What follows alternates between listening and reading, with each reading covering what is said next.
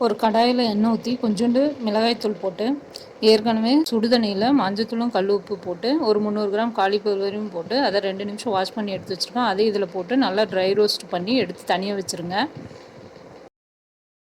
அதே கடாயில் இன்னும் கொஞ்சம் எண்ணெய் ஊற்றி கொஞ்சம் பட்டை, கொஞ்சம் சீரகம், கொஞ்சம் சோம்பு, ஒரு 30 சின்ன வெங்காயம், ஒரு 15 பல்லு பூண்டு, ஒரு 1/4 துண்டு இஞ்சி போட்டு நல்லா வதக்குங்க.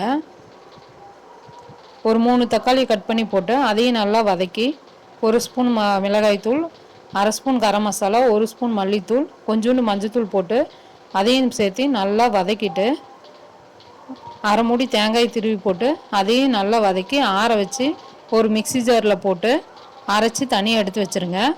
ஒரு கடாயில் கடுகு, கொஞ்சோண்டு கருவேப்பிலை, ஒரு பெரிய வெங்காயத்தை கட் பண்ணி அதையும் போட்டு நல்லா வதக்கிட்டு அரைச்சி வச்சுருக்கிற விழுதையும் போட்டு அதையும் நல்லா வதக்கி தேவையான அளவு தண்ணி, தேவையான அளவு கல்லுப்பு போட்டு நல்லா மூடி போட்டு நல்லா கொதித்து எண்ணெய் பிரிஞ்சு வந்தோடனே ஏற்கனவே ட்ரை ரோஸ்ட் பண்ணி வச்சுருக்கேன் அந்த காலிஃப்ளவரை இதில் போட்டு நல்லா மூடி போட்டு வேக விடுங்க. அப்பப்போ மூடி எடுத்து நல்லா கலக்கி விடுங்க. இப்போ காலிஃப்ளவர் கிரேவி ரெடி ஆயிடுச்சு. இது இட்லி, தோசை, சப்பாத்தி, பூரி எல்லாத்துக்கும் கரெக்டான காம்பினேஷனாக இருக்கும். தேங்க்யூ.